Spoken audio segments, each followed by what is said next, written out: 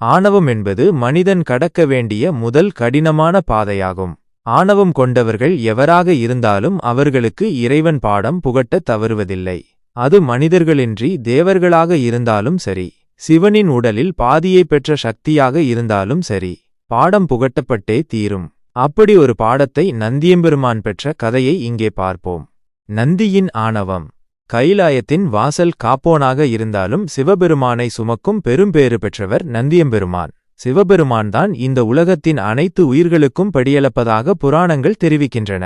அப்படி ஒருமுறை உலக உயிர்களுக்கு படியளப்பதற்காக சிவபெருமான் புறப்பட்டார். நந்தி அவரை சுமந்து சென்றார்.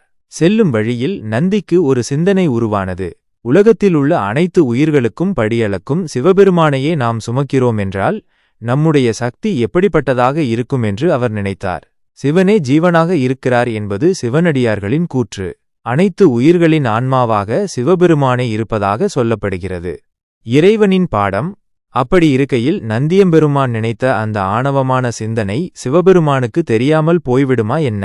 நந்திக்கு தகுந்த பாடம் கற்பிக்க நினைத்தார் சிவபெருமான். உலகை வலம் வந்து கொண்டிருந்த நேரத்தில் தன்னுடைய சடைமுடியில் இருந்து ஒரே ஒரு முடியை மட்டும் எடுத்து நந்தியின் மீது வைத்துவிட்டு கீழே இறங்கிக் கொண்டார் ஈசன். அதுவரை உலகத்தின் பரம்பொருளான சிவபெருமானையே சுமந்து கொண்டிருந்த நந்திக்கு தன்மேல் இருந்த ஒரே ஒரு முடியை சுமக்க முடியவில்லை. பாரம் தாங்காமல் தள்ளாடினார். ஒரு அடி கூட அவரால் முன் எடுத்து வைக்க முடியவில்லை. தன்னுடைய இந்த இயலாமை அவரை கலங்கடித்தது.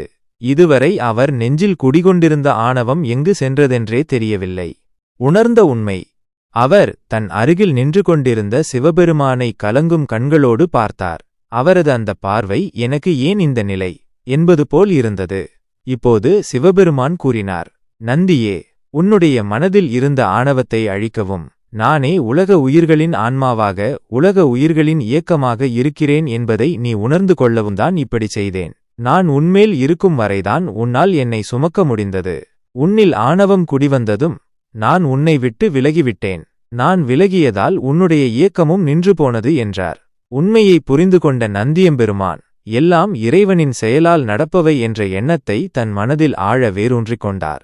இந்த கதை நமக்கு ஒரு முக்கிய பாடத்தை உணர்த்துகிறது. ஆணவம் என்பது ஒருவரின் உண்மையான பலத்தையும் இருப்பையும் மறைத்துவிடும் ஒரு திரை போன்றது. நந்தி சிவபெருமானை சுமக்கும் பெரும் பாக்கியம் பெற்றிருந்தாலும் தனது சக்தியை பற்றி பெருமை கொண்டபோது அவரது உண்மையான இயலாமை வெளிப்பட்டது. இறைவனின் ஒரு சிறிய முடி கூட அவருக்கு பெரும் பாரமாக மாறியது. இது எந்தச் சக்தியும் இறைவனால் அருளப்பட்டது என்பதையும் நம்முடைய இயக்கம் இறைவனின் திருவருளாலேயே நிகழ்கிறது என்பதையும் நந்திக்கு உணர்த்தியது. இந்த கதை போல் புராணங்களில் பல உதாரணங்கள் உள்ளன. இரண்யகசிபுவின் ஆணவம், தட்சனின் அகந்தை, ஏன் மகாபாரதத்தில் துரியோதனனின் செருக்கு கூட அவர்களுக்கு அழிவை தேடித் தந்தன.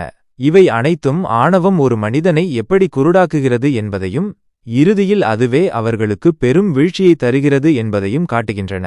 நாம் வாழ்க்கையில் அடையும் எந்த வெற்றியும் திறமையும் இறைவனின் அருளாலேயே வருகிறது என்பதை உணர்ந்து பணிவோடும் நன்றியுணர்வோடும் வாழ்வதே ஆணவத்தை தவிர்க்கும் சிறந்த வழி.